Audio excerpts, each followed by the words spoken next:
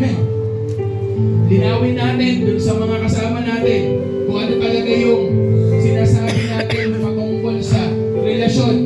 Marahil matagal ka na sa church, hindi assurance yan para sabihin pupunta ka sa langit, para sabihin hari ang Diyos sa buhay mo. Kaya baka puro discourage yung buhay mo, hindi mo pa tinatanggap si Jesus. Kailangan mong gawin, makipag-ayos ka muna sa Panginoon. Sabihin mo, Panginoon, sa'yo na ako. Meron pa ba? Meron pa. Kung wala na, dako na tayo sa pangalawa. Kung meron kang bagay na bigat ka ngayon. Alam mo, masterpiece ka ng Panginoon, pero bigat na bigat ka ngayon. And you want someone to pray for you. Ito yung kailangan natin gawin. Meron tayong mga ate at kuya dito sa camp that wants to pray for you. Ito yung gusto ko na gawin. Hindi ka magtataas ng kamay ngayon tapos sasabihin mo yung mga bagay lang na nakakapagpaiyak sa'yo. Ito yung gawin mo. If you will raise up your hand para ipag-pray ka ng ate at kuya mo, the best way para mapalaya ka talaga dyan sa bagay na i-declare mo sa kanila, Kuya, ganito ko. Kuya, gumagamit ako ng bawal na droga. Kuya, adik ako sa pornography. Ate, meron akong bad relationship. Kung ano-ano yung ginagawa namin. You declare that. Declare mo. Kung sino man dito, yung gusto na pag-pray ka ng mga ate at kuya natin, taas mo lang yung kamay mo. We'll pray for you. Lapitan natin sila.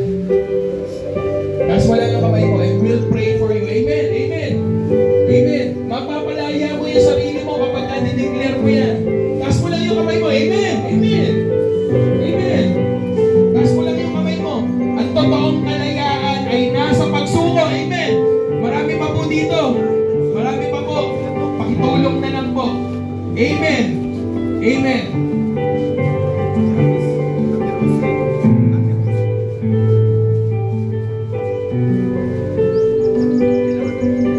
Amen. Ito pa po, meron pa po mga ladies dito sa harap. Baka po meron pa tayong mga elders na meron sa church. Mga kasama natin na ano. Ayan, punta na lang. Pastoral na paano na lang. Punta na lang po dito sa right side. Amen.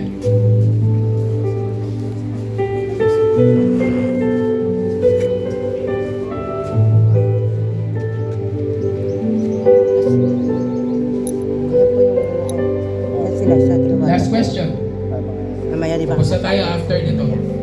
Kausapin niyo mamaya. Last question.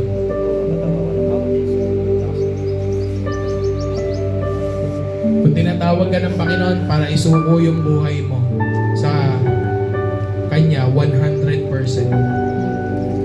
Kung ang Panginoon tinatawag ka para sumunod at isuko yung buhay mo habang buhay sa Panginoon, ang tawag dyan, full-time ministry.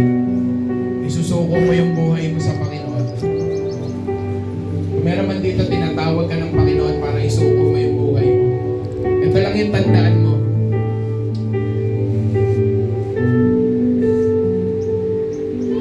Marahil iniisip mo na hindi kayang i-provide ng Diyos na may lalang ng langit at lupa at lahat ng meron dito ang pangangailangan mo. Mali yun, kapatid. Kung feeling mo marami ka masyadong pagkakamali para ibigay ang buhay mo sa Panginoon, mali yun. Ang inihiling lang ng Panginoon ay yung buong commitment mo. Tapos habang buhay, kasama ka ng Panginoon and He will partner with your life sa lahat ng pangangailangan mo. Sabi ng Biblia, wala pa akong nakita na manggagawa at sumusunod sa Panginoon na pinabayaan niya. Hindi ka papabayaan ng Diyos. Kung sumusumuko sa Panginoon into full-time ministry, we want to pray for you. Taas mo lang yung kamay mo and then we'll be praying for you. Come on, amen. Amen. Amen. Meron po dito sa harap, lady counselor. Kunin na lang natin sila.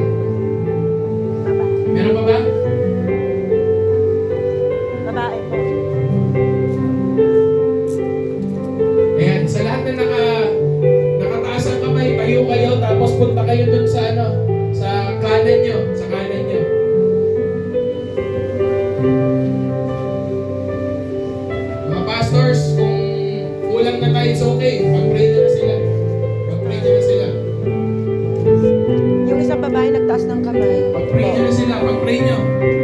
Mga pastor po Yung may natin, electric pa, nagtaas ng kulang na kamay. po tayo ng Kulang mga na. magpe-pray sa kanila. May mga sumusuko po sa full-time ministry. Pag-pray na po natin sila, kahit mga babae sila, okay lang po Kasi yan. ako eh, Let's kaya pray hindi ako for them. makapag- Yung babae Let's pray for them. Pa? Hindi natin alam Ayan yung po mga yung may struggle hawak na nitong mga electric kabataan na to. bus. Let's Apa. pray for them. Let's pray for them.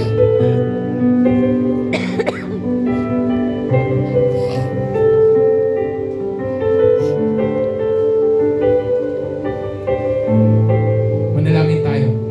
Tapos na tayo.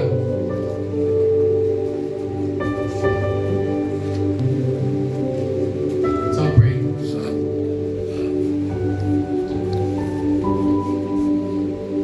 Panginoon, maraming salamat po sa umaga nito na binigay mo. Alam po namin, Panginoon, para kaming mga gitara na ginagawa lang pan-display sa bahay. Maganda, modify, customize, pero hanggang doon lang. Panginoon, tulungan niyo po kami. Kasi gusto po namin, Panginoon, na makita pa ng patuloy yung napakagandang plano mo. Yung worth it na plano mo. Yung real price ng pagsunod kapag ka nagpagamit na kami sa iyo, Panginoon. Alam po namin that we're a masterpiece. Kami ay piyesa, isang magandang musika, isang instrument, isang likha na pinakamaganda. Pero hindi po namin yun makikita kapag hindi kami nakipag-partner at sumuko sa iyo. Panginoon, ang prayer po namin ngayong umaga, hayaan po, Panginoon, na maintindihan namin na Pionas, di mo kami papabayaan. Panginoon, you control us, you operate us. Panginoon, kapag pinagana mo yung buhay namin, alam namin, ito yung pinakamaganda.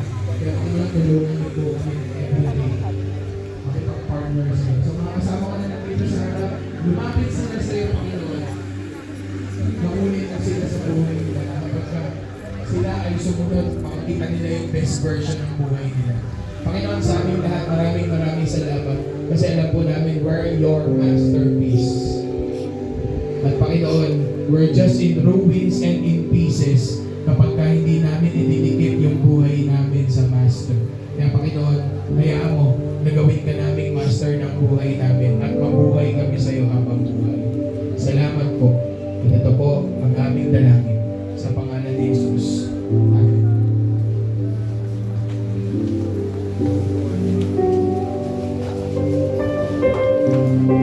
Meron pa tayo mga kinakausap sa paligid. And settle lang tayo. If meron kayong nararamdaman na hindi okay, taas nyo lang kaagad yung kamay nyo para mapuntahan namin kayo. Medyo mainit. Meron tayo kaninang naging problem. Pero kapag kami nararamdaman kayo, sabihin nyo lang kaagad sa mga pastor nyo. Sa mga youth. Okay ba yun? Para hindi tayo masyadong So yun, may mga kinakausap lang ng konti. Siguro, andyan ba si Pastor Jomar? Pastor Joms, anong gagawin natin? Kasi tawagin na lang natin si Pastor Joms.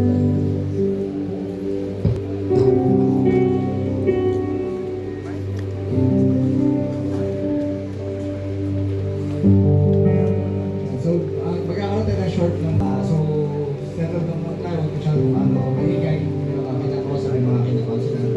So, sa mga gusto mag-break, mag-CR, pwede niyo po gawin. And then, after po nun, nakisulong po ako, kayo na po ang mag-arrange sa inyong mga Bible study group. Okay, mga upuan, kung saan po kayo pumwesto. Okay? So, sige po.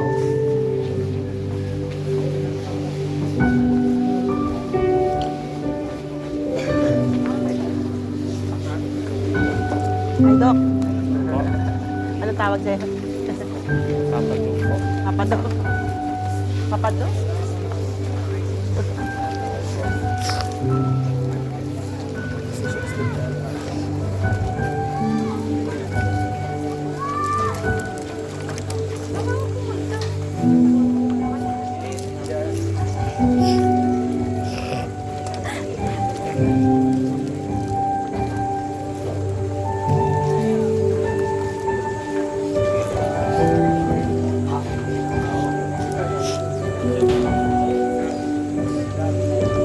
Amen.